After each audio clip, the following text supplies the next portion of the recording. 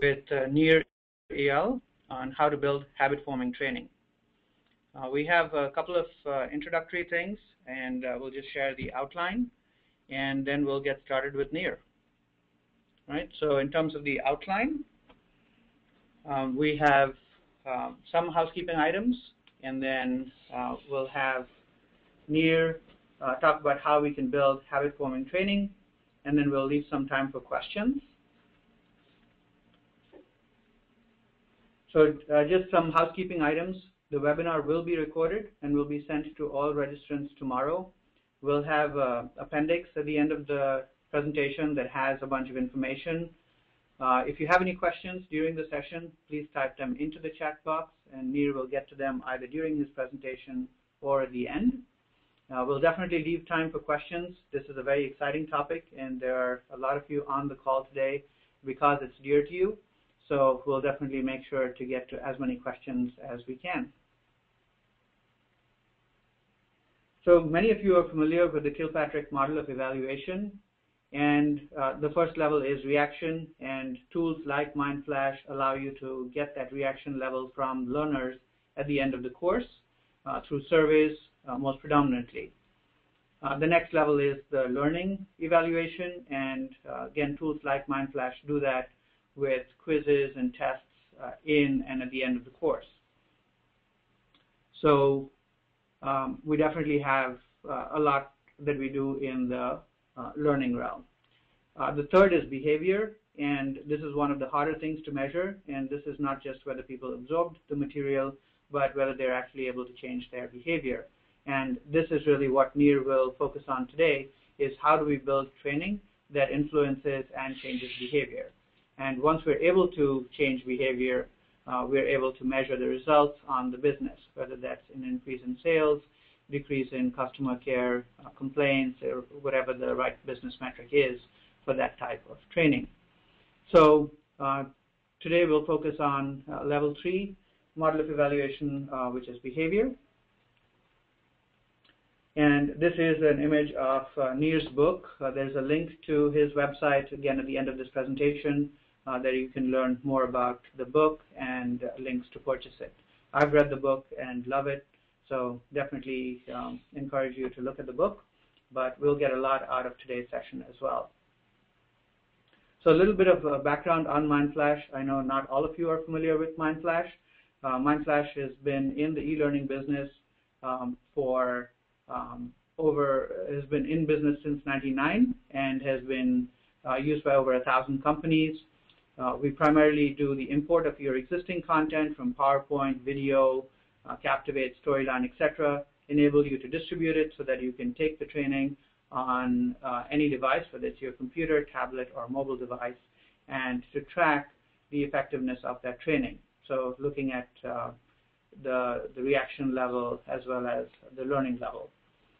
It is super easy to use for both the instructors and the learners. We find that about 64% of instructors create their first course on the same day they open their account, and MindFlash is used primarily for internal employee training, partner training, and customer training. So the stuff that we'll hear about from Nir is effective for all these 3 types of training, whether it's employee training and soft skills, whether it's partner training on how to sell your product, for instance, or how to support your product, and customer training, where we're trying to get people to use our product, primarily in the software world is where we see that. So without further ado, over to you, Nir. Thank you so much. It's really a pleasure to be here today. And as was mentioned, if you have any questions, we'll be monitoring the chat function. So please feel free to type in any questions as we go along, and I'll take periodic breaks to check in with any questions. So today we'll be talking about a bit around habit-forming technologies, habit-forming products, and then how we might be able to use some of these lessons in our trainings. So what we're going to do today is to kind of zoom out a bit to look at some of the best-in-class products and how many of these products have changed our day-to-day behaviors. And I'm not just talking about in the realm of training. I'm talking about much broader than that. I'm talking about the habits that we built around many of our technologies that somehow have changed our day-to-day lives pretty profoundly. And these companies tend to have some common patterns. And these companies that I'm referring to are the ones that today have become household names, but maybe they're only 5 to 10 years old.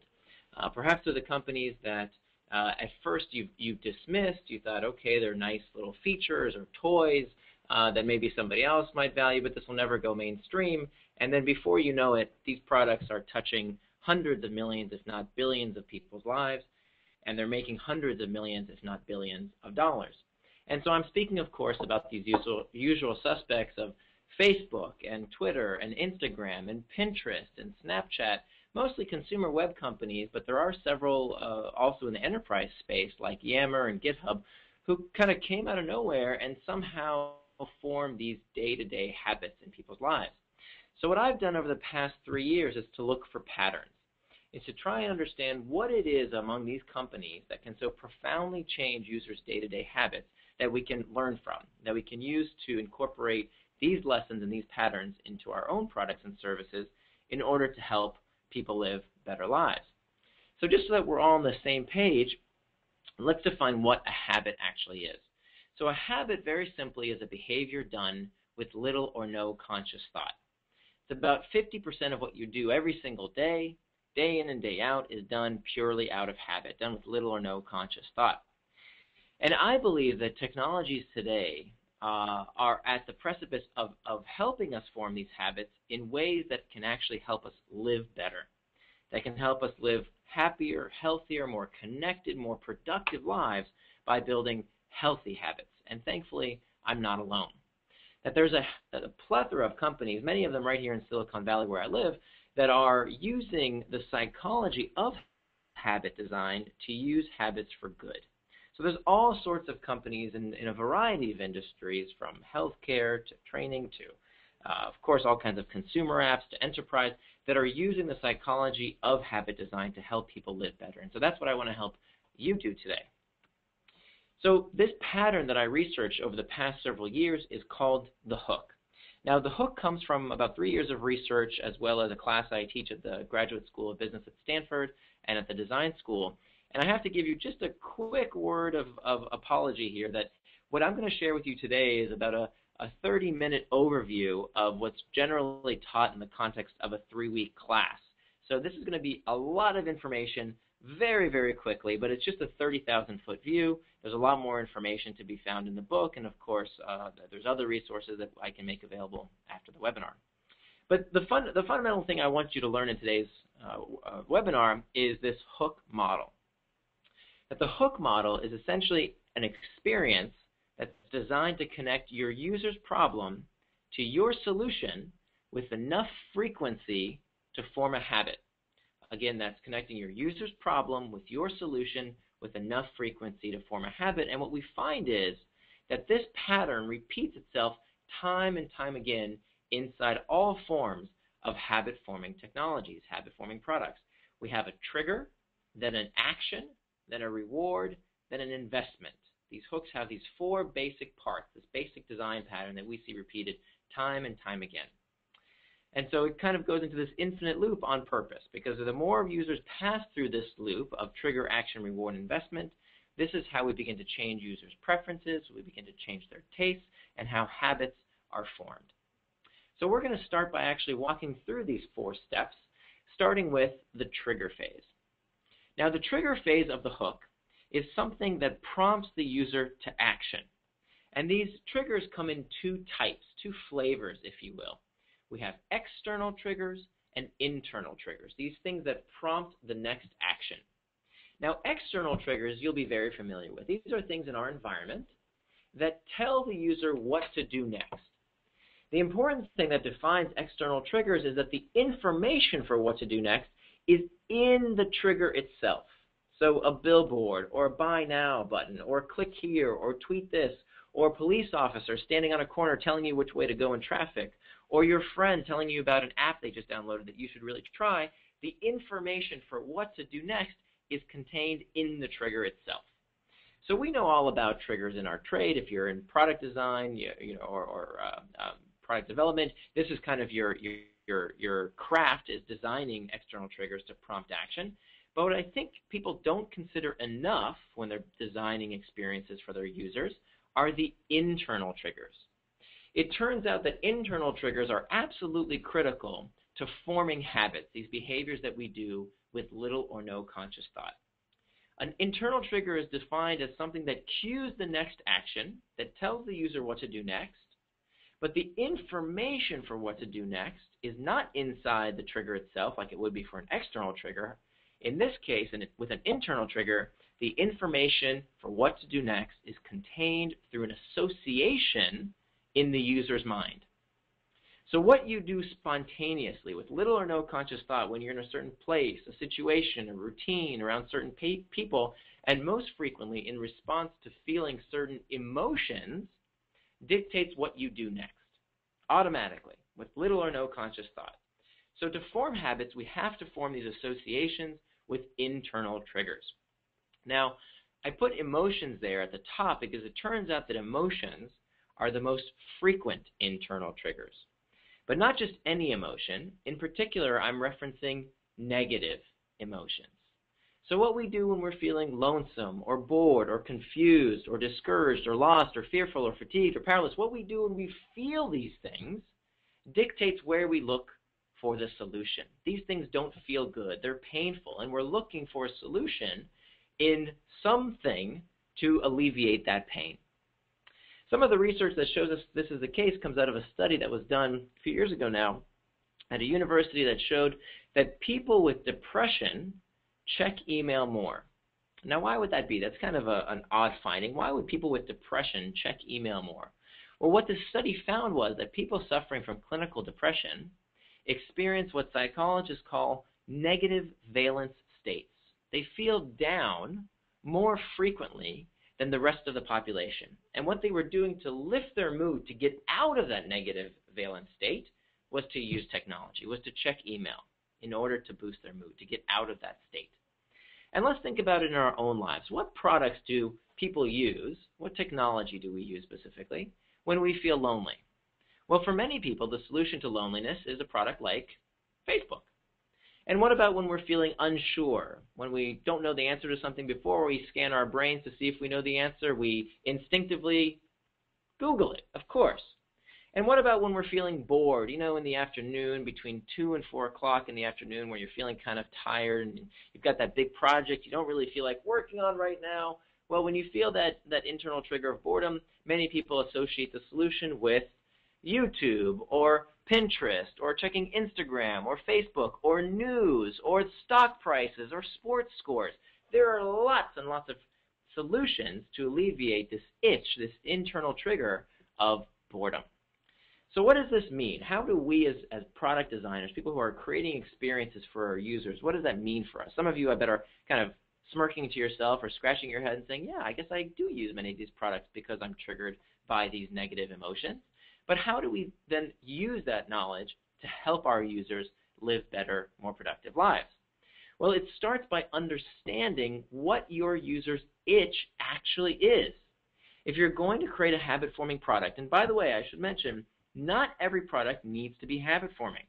There are lots of businesses that can bring their users back to their products without a habit, and that's fine. If sending a message, or depending on advertising, heck, even using a physical storefront in the real world, those are all examples of ways to bring users back to your product without creating a habit. But if your experience, if your product depends on a habit, depends on users coming back unprompted, then you require a habit for your business model to succeed, then you're going to have to find what your users' internal triggers are. You're going to have to understand what's that itch that they seek to scratch, so that you can form an association with that pain point, that the solution is found with your product, with your experience. Okay? So that's a very, very high-level overview of internal triggers and external triggers and the importance of those products in creating habit-forming technologies. With that, let's move on to the next step of the hook, the action phase. Now, after we figured out what the user's itch is, the next phase is to get them to act, right? Triggers prompt people to take the next step, and the action phase is that next step. that behavior done with little or no conscious thought. The action phase can be summarized as the simplest behavior done in anticipation of a reward. The simplest behavior done in anticipation of reward. Now let me show you some examples of the action phase in some very habit-forming products. So for those of you who might use Pinterest, very, very popular consumer application, on Pinterest, the action would be something as simple as scrolling, just scrolling through all these interesting images. Very, very simple. On Google, typing in a query and pushing search. On YouTube, it's as simple as pushing the play button, the simplest thing the user does to get a reward. And it turns out that we can actually predict the likelihood of these individual behaviors occurring with a formula that comes to us from a researcher here at Stanford by the name of B.J. Fogg.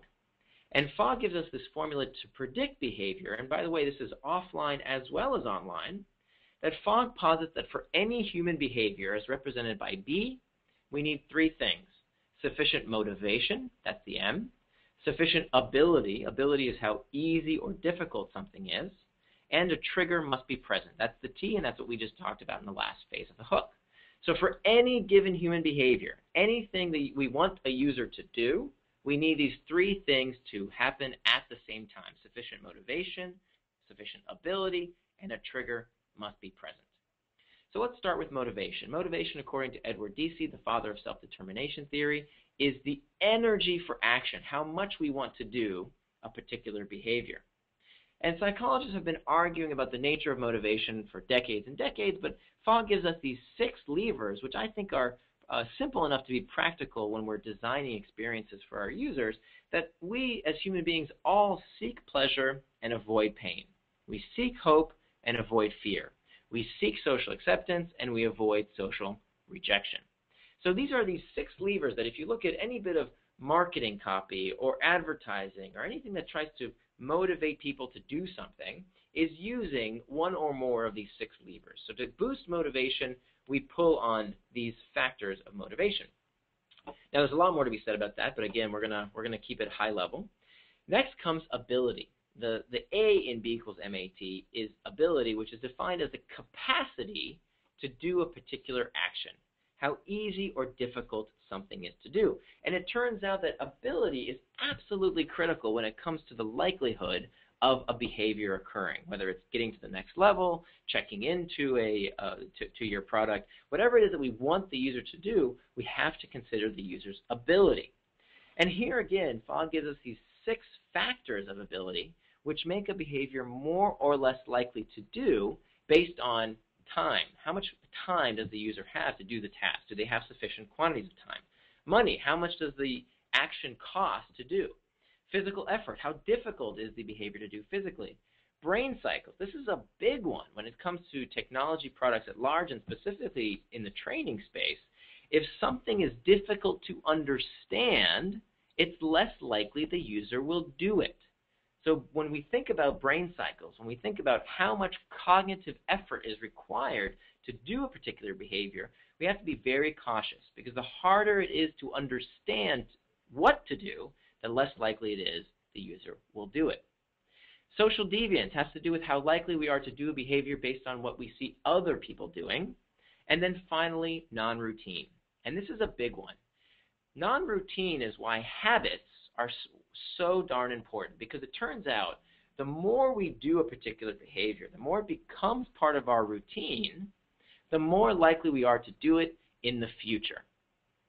What do we call that principle? This fact that the more we do something, the easier it becomes, the more likely we are to do it. Well, that's called practice. So this is why habits have a repeater effect. The more we do something, the easier it becomes. It pushes us along the ability curve. We get better and better at it, and therefore we become more likely to do it because it's familiar. It's part of our existing mental models. We know what to do, and it becomes easier and easier to do it. So Fogg put these 3 factors of motivation, ability, and triggers along this axis that I think is very useful to use as you're designing your experience and you're asking yourself, gee, why aren't people doing the behavior we designed for them to do? Why aren't they progressing? Why aren't they doing what we want them to do? Well, you can ask yourself, Does the user have sufficient motivation? You see there on the left, the y-axis. Does the user have sufficient motivation? On the x-axis, does the user have sufficient ability? If something is very easy, it's way over there on the right. If something is very hard, it's way over there on the left, close to the access point. So if the user has sufficient motivation, sufficient ability, meaning the behavior is easy enough to do, and the trigger is present, the behavior will occur. Every single time it crosses that threshold, and the behavior will occur. If a behavior is, if the user's motivation is too low, or the ability is too low and the behavior is too hard to do, or the trigger isn't present, it falls below this line, and the behavior never occurs. Okay? So you can ask yourself, every time you're designing an experience for your user to do something, does it meet this graph? Does it cross that critical threshold of sufficient motivation and sufficient ability? And if not, you can ask yourself, what's the user missing?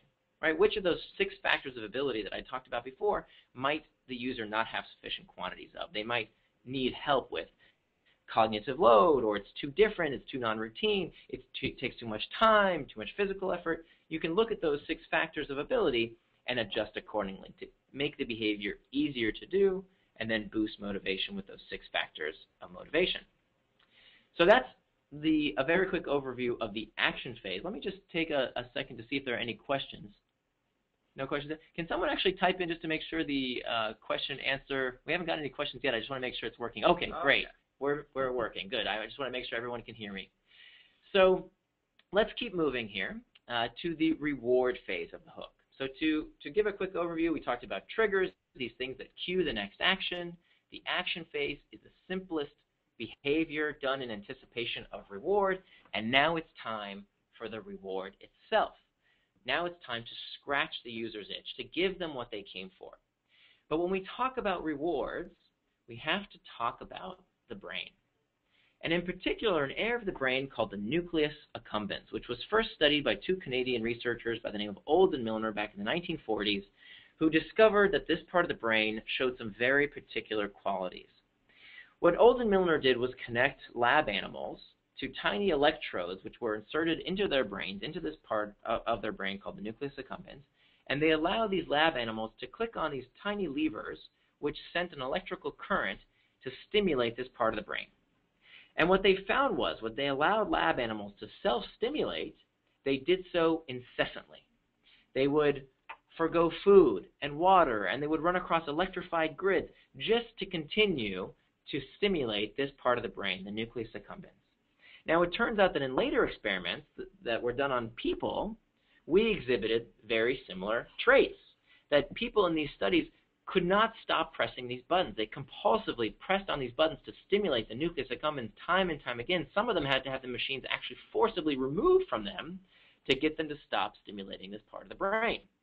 But it turns out we don't need electrodes to stimulate this part of the brain, that all sorts of things activate the nucleus accumbens, things like luxury goods, sex, certain chemicals, junk food, and of course right there in the center are technology. All of these things activate the very same part of the brain. Now, Eyal and Milner and much of the psychology community for decades and decades believed that the purpose of the nucleus accumbens was to stimulate a pleasurable response, a pleasurable feeling. Well, what we now know is that that is not exactly true. That's not exactly right. What we now know is the purpose of the nucleus accumbens. What it actually stimulates in us is what we call the stress of desire. This wanting, this craving, this itch, because it turns out that our reward system is activated in anticipation of a reward. As you can see here by this fMRI study that was done here at Stanford, that when people anticipated a reward, this is the nucleus accumbens becoming active, but when they actually received the thing they wanted, the thing that's supposed to make them happy, the thing that's supposed to feel good, that's when the nucleus accumbens became less active. So it turns out that our reward systems operate not by pleasure per se, but the promise of pleasure. That's the itch that we seek to scratch. Desire, craving, anticipation, wanting. That's what drives behavior. And it turns out, lo and behold, that there is a way to supercharge this stress of desire. Is anybody curious to know what it is? Anybody want to know? Exactly. Many of you are kind of perked up when I took that long pause and I changed my cadence, right? Some of you on your replied, yes, yes, tell me, me. Well, that's exactly right. That's the point. When I asked you a question and I did something a little bit different, I increased your engagement. Many of you kind of perked up, wanted to see what was going on next. I increased your focus, and it turns out that this variability, this unknown, is highly habit forming. And so part of the research that informs this is the classic work of B.F. Skinner, which many of you might remember from your Psych 101 class. The father of operant conditioning, B.F. Skinner, took these lab pigeons. He put them in a cage. He gave them a disc to press on, and every time they would push on the disc, they would receive a reward. They would receive a food pellet. And so basically, when the reward came on a predictable schedule, every time the pigeon pressed, they would get the food pellet. Basically, the pigeon would press the lever whenever they were hungry, and they would eat the pellet. But then Skinner did something a little bit differently. Skinner introduced a variable reward, an intermittent schedule of reinforcement, so that sometimes when the pigeon would click on the disc, nothing would come out. There would be no reward. But then other times when the pigeon clicked on the disc, they would receive the food pellet. And what Skinner observed was that the number of times that the behavior was observed to occur, that the pigeon would click on the disc, increased.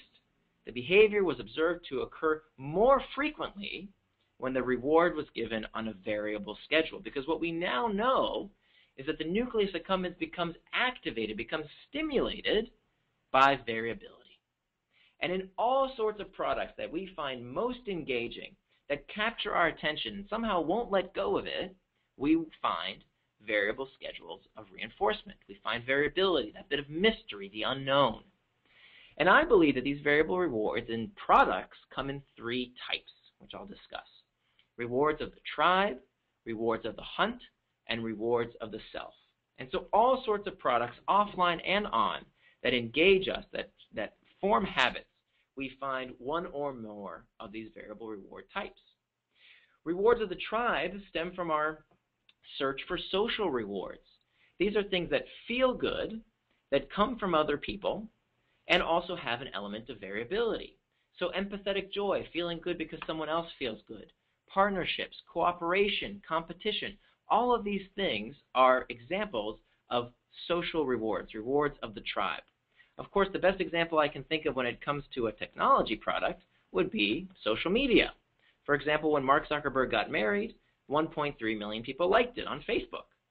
And if you think about all the variability implicit in a product like Facebook, think about that, right? You never quite know what you might find when you open up your news feed.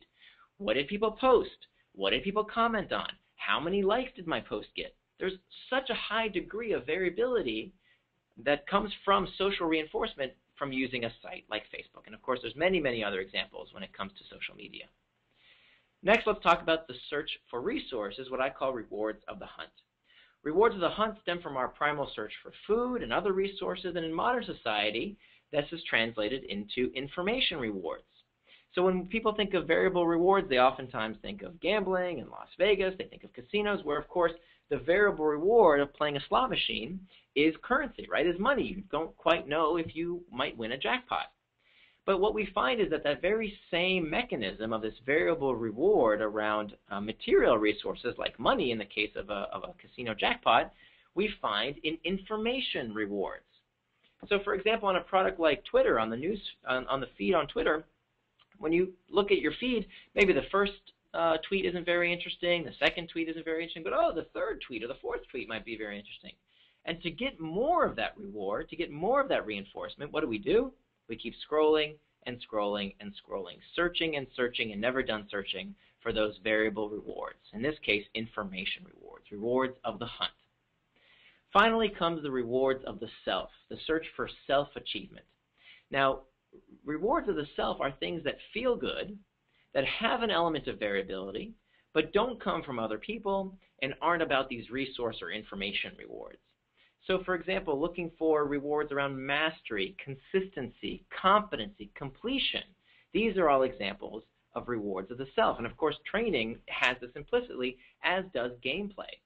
So when I'm if I'm playing a game and I'm getting to the next level, the next achievement, the next accomplishment, these are all examples of rewards of the self. And even if you say to yourself, you know what, I'm not much of a game player, that's not really me, I bet you play this game every day. Checking your email inbox and clearing those unread messages, or checking your to-do list that somehow seems to get bigger and smaller and bigger and smaller all the time. It's all about this search for consistency, completion, competency, control, rewards of the self. So before you say to yourself, great, we'll add variable rewards into our experience and it'll be very habit forming, let me give you one important warning, which is that variable rewards are not a free pass. That your product fundamentally must address the user's itch. That there's a connection between the rewards phase and the internal trigger. That if the internal trigger is boredom, we damn well better entertain our user within the reward phase. If the internal trigger is loneliness, then we better connect people in the reward phase. There must be a connection there. And so where I see this go awry is sometimes when it comes to something like gamification. I'm sure many of you have heard about the gamification movement, using game mechanics in non-gaming environments. And of course, that's been used quite a bit with varying results. And where I see it failing, and not that I'm anti-gamification, I've seen many successful implementations of gamification, but where I see it falling flat is when it actually isn't meaningful to the user. It doesn't scratch the user's itch. So if your user finds meaning in gamified rewards and leaderboards and badges, that's great. Use them. But if it's not meaningful for your user, if it doesn't scratch the user's itch, it's going to fail. It's not going to work. So we have to fundamentally start with that internal trigger, understanding the user's itch, if we have any hope of actually addressing it in the reward phase. Because the whole purpose of variable rewards is to scratch the user's itch, to give them what they came for, to satisfy their needs and yet leave them wanting more. Have some kind of element of the unknown associated with what they might find the next time they use our product. So that's the overview of the reward phase. Let's move on to the final step of the hook model, the investment phase. Now, the investment phase is the one phase of the hook model that I find most often neglected by companies. It's the part that people somehow don't think about as much. Because I think product designers and experience designers, they tend to think about how to get users through their experience as quickly as possible, and they forget to ask them to invest in the product. And it's absolutely critical when it comes to forming habit-forming technologies and habit-forming experiences. The investment phase is defined as something that the user does for a future benefit. It's not about immediate gratification. That's what the action phase is all about. It's about getting the reward as quickly as possible. But the investment phase is something the user does in anticipation of a future benefit, not about immediate gratification. And investments increase the likelihood of the next pass through the hook in two ways. First, investments load the next trigger. Let me show you an example.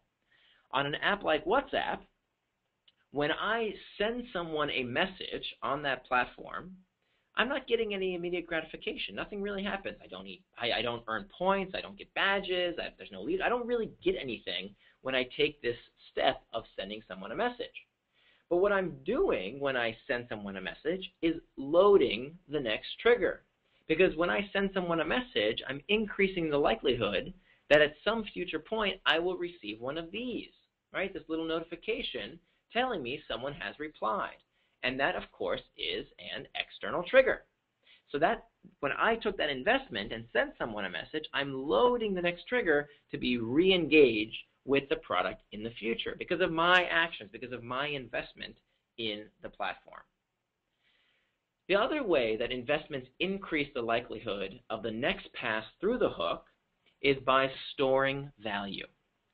Now, one of the reasons I love working in the technology industry and why I live out here in Silicon Valley is because unlike things in the physical world, so your laptops and your phones and the chair you're sitting on and your desks, all of these things depreciate over time, right? The more wear and tear, the less they're worth. They lose value with use. However, habit-forming technologies should do the opposite. That great technologies, great products that are habit-forming appreciate with use. They get better and better the more we use them because of this property of stored value. So the more content I add into my iTunes library, the better it becomes as my one and only music source, right? The more content I put into it, the better and better it gets. The more data I give to Mint.com, a personal finance software, the more data I give a site like Mint.com, the better it becomes for me. I can do more and more with it the more data they have.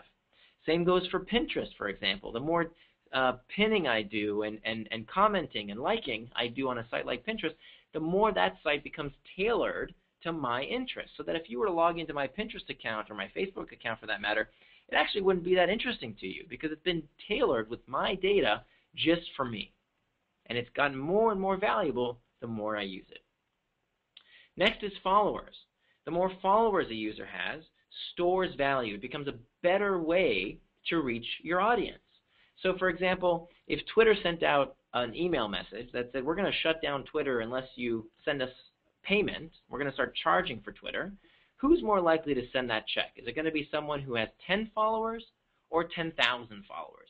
Of course, it's going to be the person with 10,000 followers because they've accrued all this stored value in the form of followers, right? And so the product became more and more valuable to them with use.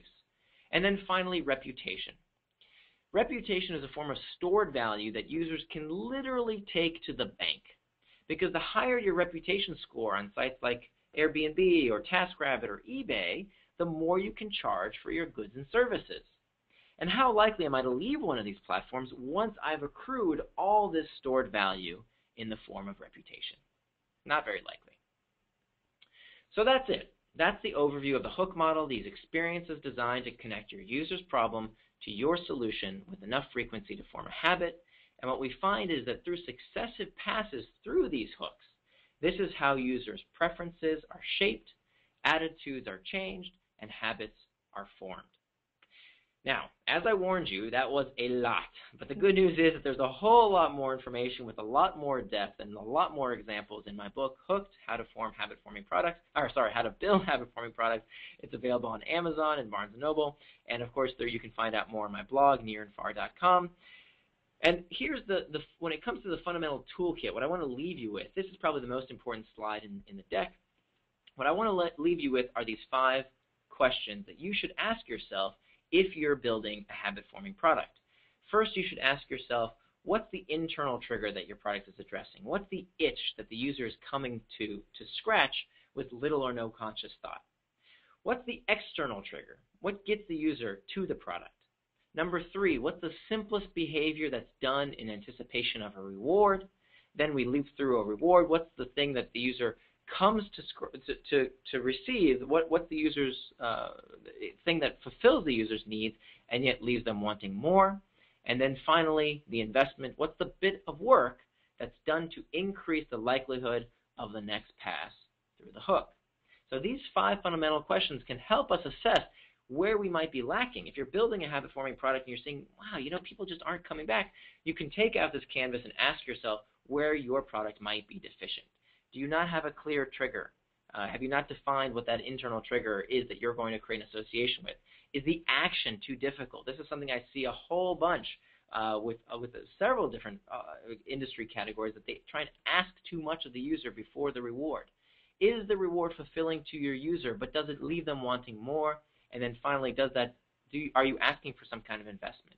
If not, you can adjust your product. You can build new features into your product to address any of these deficiencies. So before I go, there's one more thing I'd like to address. I'd like to talk about with you for just a minute about the morality of manipulation. That many of you might be thinking during this presentation, wow, this inner psychology of what makes us do the things we do, is that okay? Is that moral? Is that, how do I use that kind of power of changing people's behavior? And I think you're right to ask those questions. Because designing habit-forming experiences is a form of manipulation. Whenever we're changing users' behaviors to meet our ends, that is manipulation. Now, I think that can be used for good, but we have to be very cognizant of how we use it. Because, frankly, the technology that we're building are the ones that our users are taking with them to bed every night. It's the first thing that we reach for in the morning before we even say hello to our loved ones. And as Ian Bogo said, our technologies are quite possibly becoming the cigarettes of this century. So we as designers, as entrepreneurs, as product developers, we have a very special responsibility because I believe that we have more power to affect people's day-to-day behaviors than we ever have before because of the ubiquitous nature of our technologies. So I encourage you to think very carefully about how you use the psychology of habit design and to pick an important problem to fix, to help people find meaning, to engage them in something important, and to take liberties with the words of Gandhi. I encourage you to build the change that you wish to see in the world. Thank you very much. And with that, I have made all these slides available to you to share, to do with whatever you'd like. All you have to do is go to this link, www.opinion2.us. Notice it's not .com, it's .us. There you'll find a very, very short 5-question survey. It'll take you about 30 seconds, just a bunch of radio buttons telling me what you thought of the presentation. And as soon as you click submit, you'll be taken to my SlideShare page where you'll have access to all the slides you just saw. My Twitter handle is here and my website is below that. Feel free to reach out anytime if I can be helpful. And with that, I think we have a few minutes for questions and answers. Wow. Thanks, Nir. That was nicely done, and I'm glad we have time for questions. We have questions pouring in already, which is great. And for those of you who haven't put in your questions yet, feel free to do so. Nir, one of the first things that comes to mind as we look at this hook model and how we apply it to the training space is that first step in the training journey is when we send invitations to people to take training, the response rate is always less than we would like. And if they don't start taking the training, then all changing behavior is far away. Yeah. So what are some of the suggestions from this model that we can do even in that invitation phase to get people to engage with the training? Yeah. So specifically this question is around triggers and external triggers. So how do we, I think the question is around how do we increase the response to these triggers? It's a great question. And there's a fundamental difference between external triggers that the users respond to and appreciate and the ones they don't, the ones they call spam, and then the ones they ignore. And the difference is that when we closely couple the external trigger, the time when the user receives some kind of message with information on what to do next, when we can closely couple that to the time and place when they feel the internal trigger, that's when magic happens. If it's not coupled together, if we're just sending a message, but the user doesn't have that need, they don't have that itch, they're not feeling the internal trigger, it's spam. It's annoying. It's not contextually relevant. So what we need to do is to figure out what time and place does the user feel that internal trigger that we're going to attach to. And that's when we want to trigger them. That's when we want to send them a message or notification or something during these first few passes through the hook that triggers them to action by being as closely coupled to the time and place in their lives when they would need that solution. Right? So there's many currently available options like sending emails and notifications and all kinds of things we can do to externally trigger users. But what I try and do for clients that I work with and what's described in the book a bit is to really narrow down what the user narrative is where is the user in their life and where are they most likely to experience that internal trigger, that itch that they seek to relieve somehow. And then we brainstorm about how do we get in front of them in that time and place. And many times it's not solutions we would traditionally think of. It might be something as simple as things in their physical environment. It could be using new technologies that are up and coming that maybe the user isn't ready quite yet, but maybe new technologies like smartwatches or wearable devices might provide all kinds of new triggering opportunities. Or of course our iPhones and smartphones, there's tons of triggering opportunities made available every day through different notification systems, etc. Okay, thank you. And I think one obvious application for us is to have this kind of training available, especially software training, to have the trigger to take the training available in the product that you're trying to use. Say, hey, do you want to use this better? Start here, and there may be lots of other because that's closely coupled to when they'll feel that internal trigger. That's a great point. So the moment that you're feeling, oh, I don't know what to do, that's when you're looking for an external trigger to tell you what to do next. Okay, great. All right, so let's go to some of the questions we have. I think you touched on a couple of these points. There's a question from Martin. What might be an example of 4 elements of hook in the context of online training? And you talked about invitations, in the trigger phase. Are there others that you think are relevant for the other 3 phases? Sure. So trigger we talked about. I think understanding the internal trigger is absolutely critical. Having a closely coupled external trigger in that moment in time when the user feels that internal trigger is very important.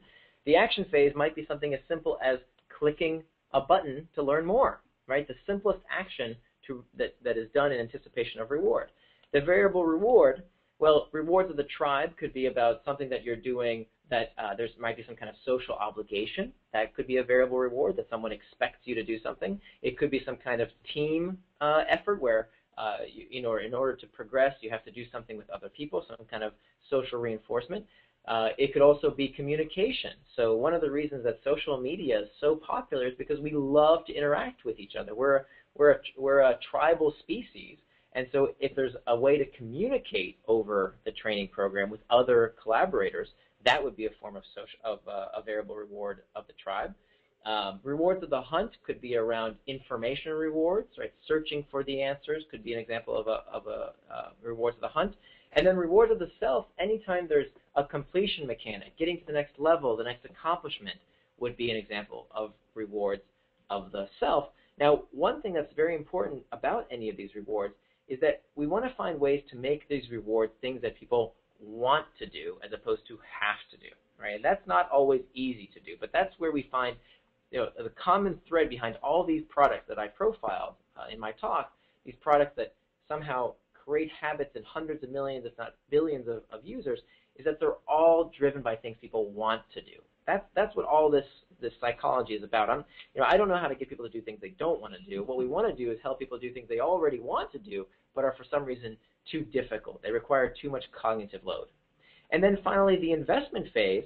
Anytime I input data or the experience, the investment I make in learning new information, those might all be examples of investment. And these investments should load the next trigger. They should bring me back somehow. Every time I progress, they should come back and say, okay, here's the next thing that you initiated, your action here. Here's the next step.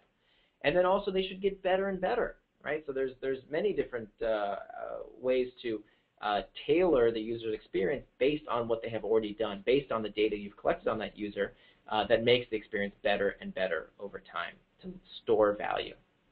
Okay, that's great. And I think we definitely struggle with things that are mandatory training, so safety and compliance training, sexual harassment training, things that are just mandated by law, things that may be mandated by the company, like new hire orientation, and then things that are truly optional, like software training, where I think this model works the best. Mm-hmm. But even for mandatory training, I think we can help show the value of, hey, if you take this new hire training, the process will be smoother. Here are testimonials from other people who've taken the training and how much time it saved them, or something that we can do to benefit, to show them the benefit or value of taking the training. So thank you.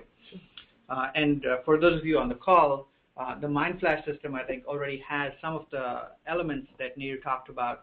So we have an integration with Yammer that gets you the rewards of the tribe, being able to see what other people are doing and sharing your success or questions and getting some of the rewards of the tribe, as well as the certificates at the end of the courses as rewards of the self, so a feeling of accomplishment and something tangible that you can print out as a reward for the work you've done. So there's a question. There are lots of actually great comments on how good the presentation was and how informative, and for tackling the ethical dimensions of it, etc. So kudos to you. And okay, so question from Jay: how long should the average training course be? That would be a question for you.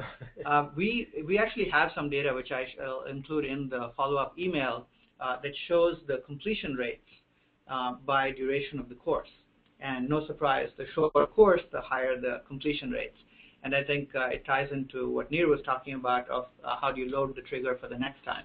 Right? So if you have a series of courses and you have these steps and accomplishment and rewards of the self and rewards of the tribe, there's a lot more affinity to come back and do more rather than sitting for an hour. Sure, and ability, right? One of the 6 factors of ability is time. And so it totally is consistent with B equals MAT, that the less time something takes, the more likely that behavior is to occur. Yep. So we recommend 10 to 15 minutes max for each session, and you can always add more, but keep them short. Okay, let's see. There are a couple of questions on how can we use this for employees of the company, how can we use this to train our staff, and I think you talked about that, try and find some of the benefits or the motivations that they have and tailor the training to them, or at least the trigger to them. And if you can't do that, then at least show the value that other people who've done it have experienced, whatever those might be. It might be more opportunity, better efficiency. Are there other things that come to mind? Now, even if your product isn't, or the experience you're trying to create for your user isn't necessarily habit forming. Let's say it's something that happens, once in a very, very long time. It doesn't have to be something that's done with little or no conscious thought. You can still use elements of the model. You just don't need the complete hook. So, for example, if you're trying to change staff behavior, one of the best tools you can use is to take out B equals MAT, right? Behavior equals motivation plus ability plus trigger, and to ask yourself, how could you make that behavior easier to occur? And what's truly in the user's way? So let me give you a quick anecdote. In the United Kingdom, there were efforts to reduce energy consumption by homeowners. And what the government would subsidize is insulation in your attic, right? We all know that insulating your attic saves a bundle in terms of heating expenses and, of course, saves on fossil fuel consumption. And so the government was giving a subsidy to insulate your attic at a very reduced cost. I think it was even free. I'm not sure, but I think it was free or very close to free. Well, nobody was taking them up on the offer, right? The rates were abysmal. Even though they had allocated millions and millions of pounds, nobody was taking them up on this offer, and they couldn't figure out why. Then they decided to change something. They decided to look at what was in the user's way to keep them from taking this action of insulating their attic. And then they decided to change the program. So no longer would it be money that was trying to incentivize the behavior. It was effort, and in fact, it was physical effort. So then they changed the program to say, you'll get the insulation at full cost, but the government will pay for a cleaning service to clean out your attic. And that's when that behavior increased in prevalence, right? That's when people started insulating their attic, because what was actually in the user's way wasn't the money, it was the physical effort of cleaning out their attics. It turns out it cost about the same amount, but now that the government understood what was in the user's way, they could remove that barrier and increase the user's ability to take that action, to take the desired action. So I tell that anecdote because many times when we try and get our users or our staff to do a particular behavior, we think the default tends to be it's because they just don't understand. We have to boost their motivation. We have to tell them why this is important. And it turns out that motivation is actually the thing that we move last. First, we want to make sure a clear trigger is present. Then we want to make sure that the user's ability is as high as possible, that we make that behavior as easy to do as possible by removing any barriers in their way. And only then, when we've got no other options, then we need to boost users' motivation. Because boosting user motivation is actually very difficult and oftentimes very expensive. We should always start with clear triggers and making the behavior as easy as possible before we attempt to boost motivation. Okay. Thank you, Nir. There's a comment that I'd like to echo as well, where a great webinar, stayed on task the entire time, which is hard because there's so much material and so many distractions. So the content and delivery were outstanding. And I think Nir did a great job with the slides. There was a lot of variability in the slides, very little text, good and relevant graphics, which is also one of the things that we recommend. Do not make content text heavy, make the content engaging, and I think you did a great job with all of that. So thanks, Nir. Thanks. So there's a question on how do we use this for language training? And I struggle with, I'm not very good at languages, and I want to learn languages, so I'd be very intrigued with your answers to this. Oh, this is great. I think language training has a ton of opportunity for using the hook model. There's been, I don't know if it's because the current method is so crummy that there's so much opportunity, or that it's partially driven by the fact that there's all these new technologies available. I think number one, first and foremost, when it comes to designing hooks, we have to figure out what's important to the user. And I think something that tends to be broken in language training is that we start from how a trained a speaker of the language thinks the language should be broken down. So we learn at first all these rudimentary, boring things that are not very useful in day-to-day life because that's what the speaker or the person who knows the language thinks should be taught first. But when we take a step back, and maybe if we look at it in the context of a reward, to make a reward fulfilling and interesting and engaging, it has to be something useful, right? And so some of the most successful language training programs are ones that teach people the most useful things right up front, the things that they can use frequently. And if that means, you know, how to order a drink or asking about a local band or whatever it is that the user will do in their day-to-day lives frequently, that's the kind of rewards we want to engage them in. I actually saw a startup recently that is teaching people a language by translating their Facebook feed. So they scrape their Facebook feed, and it's something the user wants to do anyway. They want to engage with their friends. And then this startup will change specific words in English, for example, into Spanish, so that you learn within context what those specific vocabulary words might be. And now they've managed to make the reward more interesting, right? Because it's something the user wants to do anyway. It's a variable reward inside the stream, and it's much more frequent because the users are on these apps all the time. So it's more frequent and more rewarding. That's kind of something that I think there's a huge opportunity specifically with language training. Yeah, it definitely resonates with me because we had a coworker go to Brazil for the World Cup, and she doesn't speak Portuguese. But all the phrases that she learned were things that she had high motivation to find out, right? How do I get directions to the stadium? How do I ask for a restaurant or a restroom, or how to order off the menu? So yes, definitely high motivation for those phrases versus maybe the standard way to learn Portuguese. Yeah. So yep, great example. Hey, Nir, there are a couple of questions about access to the site. So I don't know if you want to take a look at whether you can get to the site. There are a couple of people saying that they were having. So the site, you know, I don't have the browser up. It's okay. Maybe you can. Which site? We just try the site that you just asked people to go to do the survey. Huh. So what is it? Opinion2.us. Okay. Yep. It should be a Google survey. Yeah, it comes up here. Okay, so just give it a shot. Again, it definitely seems to be working for us. That's about all we have time for. Thanks so much, Nir, for joining us and sharing all the wonderful research you've done and how to make this relevant. We have a bunch more resources that are going to be included in the deck. We have the slides and feedback at this URL. The book we talked about, you get more information here. Previous webinars that we've done at MindFlash, including how to build your own engaging content, are available here at youtube.com/mindflashtraining, and this webinar will also be available here tomorrow. For those of you interested in a demo of the MindFlash product, we have a standard live demo every Wednesday at 10 a.m. Pacific. You can sign up at this URL, and if you want to sign up for the product itself, we have a free trial, no credit card required, at mindflash.com. Thanks once again, everyone, for joining. It was a great webinar. I enjoyed hosting it. Thanks again, Nir, for coming here and presenting to us. My pleasure. Thank you very much.